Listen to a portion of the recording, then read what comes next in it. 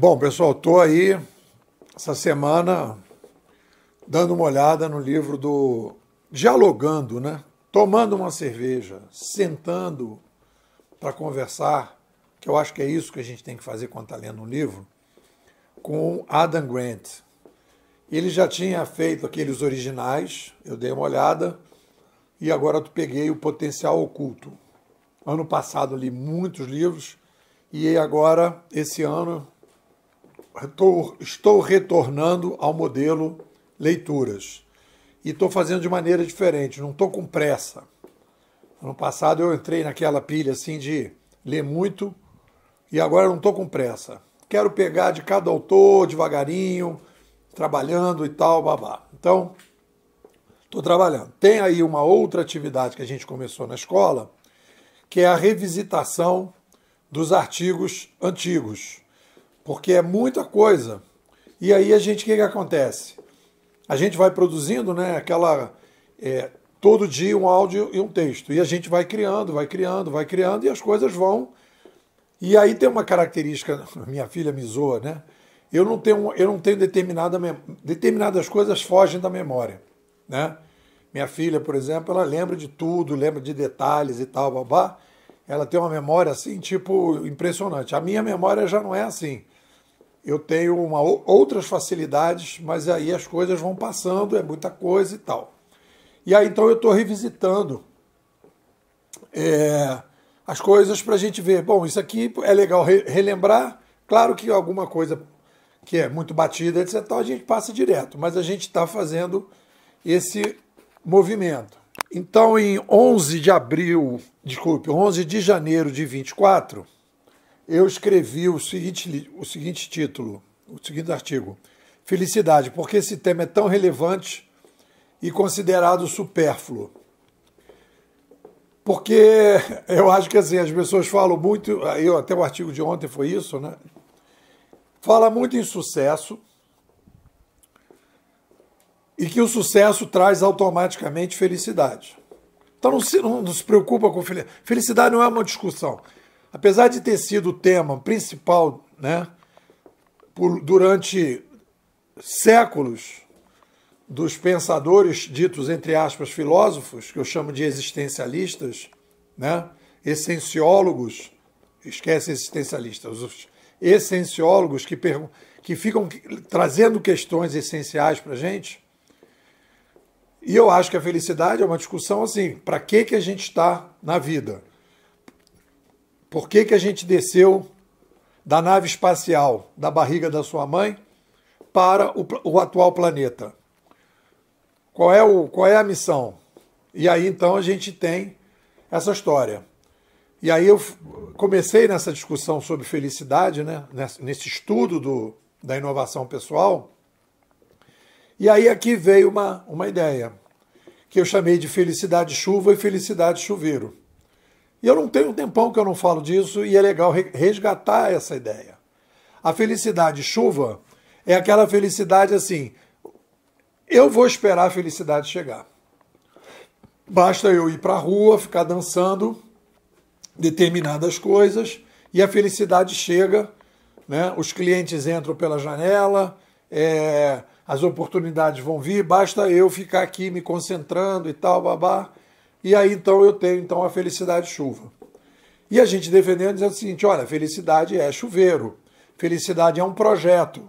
Você tem que colocar a felicidade como um projeto na tua vida, né? E aí eu criei tabelas, e agora estou botando essas tabelas, estou recolocando essas tabelas nos artigos antigos e colocando aqui nos artigos novos, né? Então eu coloco, né? Aí ali começo a pintar a ideia. E aí, essa ideia da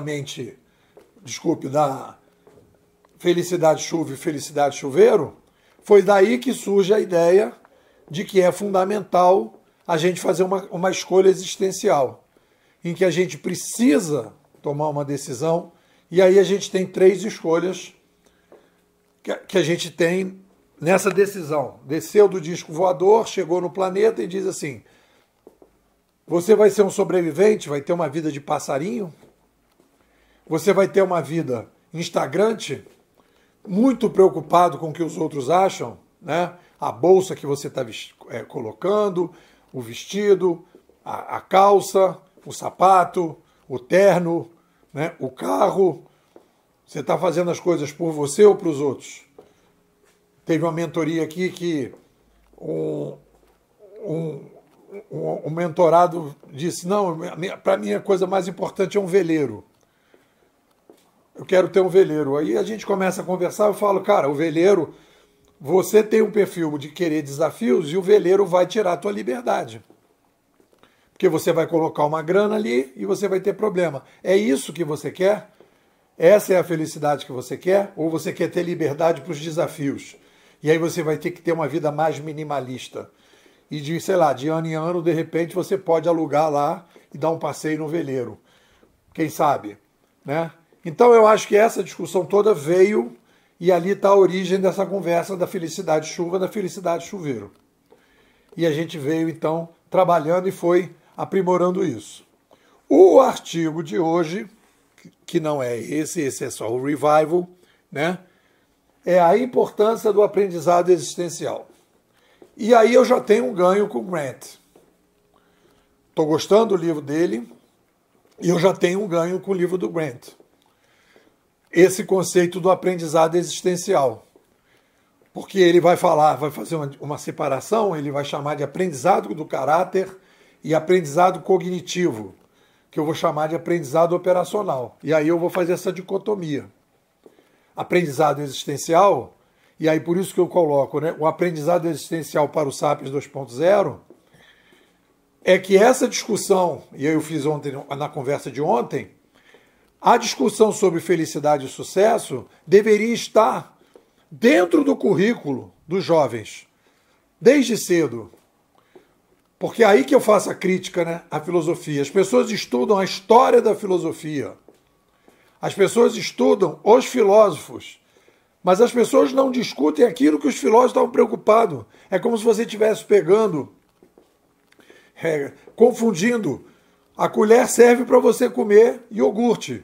Mas a colher é o meio. Você não come a colher, você come iogurte. É como se você tivesse, né, se sujando de iogurte e colocando a colher para dentro da boca.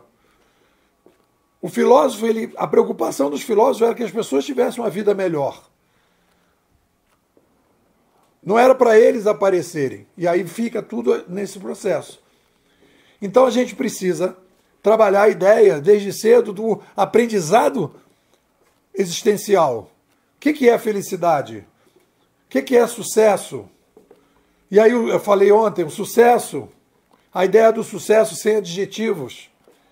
E a gente vai trabalhando. Então o que a gente vai perceber na leitura? A gente tem um boom com a chegada do digital, isso não é visível para as pessoas. Com a chegada do digital, a gente tem uma mega, super, hiper descentralização da sociedade. Coisas que acontecem toda vez que a gente tem uma revolução de mídia. A gente está vivendo uma renascença. A gente está preparando o Sapiens 2.0 para ele deixar o Sapiens 1.0 lá para trás e entrar no Sapiens 2.0. É um cara que precisa tomar mais decisões. Então ele precisa ter uma taxa de reflexões existenciais muito mais alta do que tinha antes. Ele precisa desse novo cenário. Então, a gente vai identificando. E aí qual é a identificação? Qual é a discussão que o Grant vai falando? Que vai lembrar também o livro Garra, que vai lembrar de vários outros livros, né? E aí eu fiz uma separação. Isso é novidade. Obrigado, Grant. Eu coloquei bercistas, ponderados e esforcistas. O que é isso, Nepô? Vamos lá. As pessoas que consideram, e isso é muita coisa de casta, que tem muito a ver com as centralizações, é convencer as pessoas que o sucesso só pode ser atingido por pessoas que nascem com determinadas características. É uma coisa muito centralizadora isso. Então existem... Se o cara nasce com aquilo, acabou, não tem discussão. Aí pronto. A questão genética é fundamental. O gênio já nasce gênio e os inteligentes nascem inteligentes e acabou. Então, você vai vendo que tem cada vez mais livros questionando isso. Entram os esforcistas, que é o livro Garra, que é a mentalidade do crescimento. Tem vários livros que vão entrando nesse cenário, dizendo, cara, tudo bem, é legal, não estou dizendo que são radicais nessa direção do esforcismo, né? Mas eles estão questionando a visão que era a visão, digamos assim, do mainstream bercista, que eu estou chamando, vem de berço. Né? O bercista vem, o diferencial da pessoa vem de berço. E aí o cara vai questionar, dizendo que a gente tem, então, a possibilidade de se fazer o esforço. Então, o que nós temos? Nós temos os bercistas, que é o que a gente tinha, digamos, do mainstream, os questionadores dos bercistas, que são os esforcistas, e eu acho que existe uma ponderação. Não estou dizendo que o Grant não tem essa ponderação, mas como ele está questionando, às vezes dá a impressão que não tem, mas eu acho que tem um pouco, né? Que é o misto, que é um pouco a linha do Ikigai. Quando o Ikigai diz, olha, junta vocação, paixão, viabilidade e demanda, as coisas têm que se juntar. Necessariamente não é uma coisa separada. Então você vai juntando. E aí o que eu achei legal, e aí que vem a ideia do tema do artigo, quando ele coloca a necessidade de você fortalecer esse aprendizado existencial. Aí ele começa o livro contando uma história que é interessante do xadrez, de uma garotada bem pobre que vai disputar um campeonato, pega um professor que tem um aprendizado existencial diferenciado, que ele motiva as pessoas e ele ensina a motivação. E aí tem um grande diferencial aí nesse artigo. É a automotivação. É a capacidade que você tem de ensinar as pessoas a se automotivar.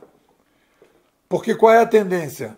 A tendência é as pessoas jogarem as coisas para o reclamismo, para a procrastinação e não se automotivar. E o diferencial que ele está defendendo é a capacidade que a gente tem de se automotivar.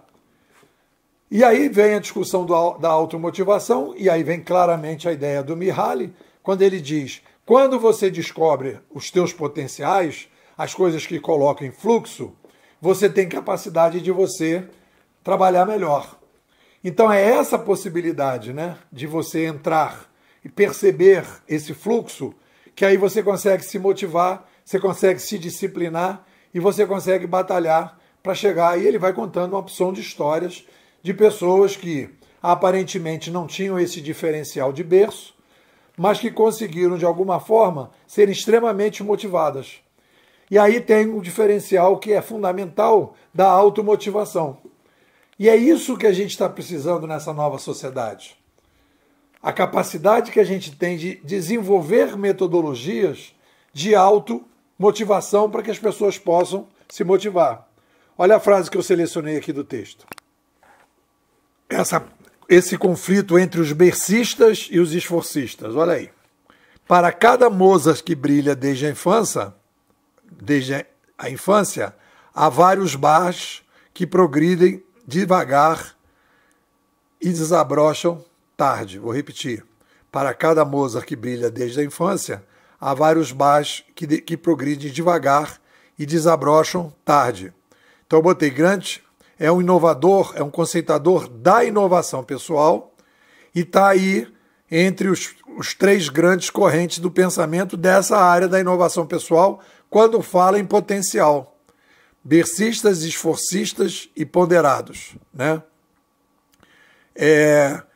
Aí ele vai questionar. Então, na história do xadrez, ele abre aspas para ele. Ele diz, costuma-se pensar no xadrez como um jogo de gênios. E ele vai mostrar que uma garotada que não tinha e tudo. E é legal nessa história do xadrez, que eu jogo xadrez, né? Que ele diz isso. As pessoas, quando foram para o campeonato, elas tinham um controle emocional maior do que os outros. E o xadrez tem muito de controle emocional.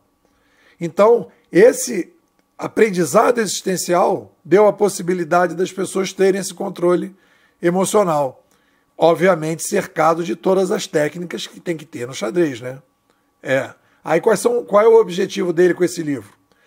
Mostrar como todos nós podemos alcançar o sucesso. Aí eu joguei isso para o artigo passado, que aí tem uma coisa que eu não gosto, que é essa coisa que eu botei, né, uma frase, né, fica muito mais vendável um livro que diz que todo mundo pode tudo. Então assim, todo mundo pode tudo, etc. Aí que veio o meu conflito, que aí eu entro o Nepô ponderado nesse processo. Nepô, você é bercista ou você é esforcista? Eu me considero um ponderado. Eu acho que, e aí eu acho que o Mihaly também vai nessa linha do ponderado. Nem todo pode ser, o cara vai dizer, aí ele vai até contar aqui pessoas que aprenderam vários idiomas, etc, etc.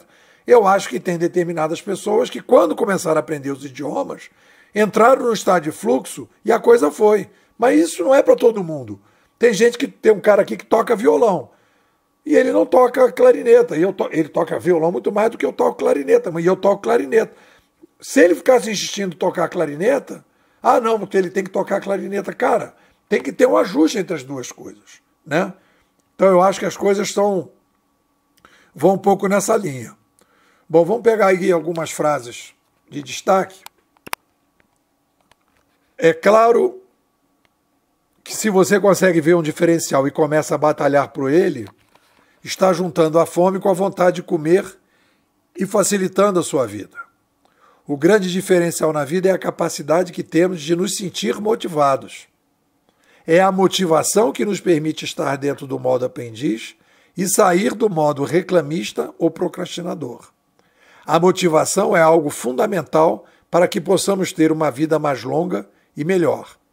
O aprendizado existencial é aquele que nos permite aprender e nos automotivar.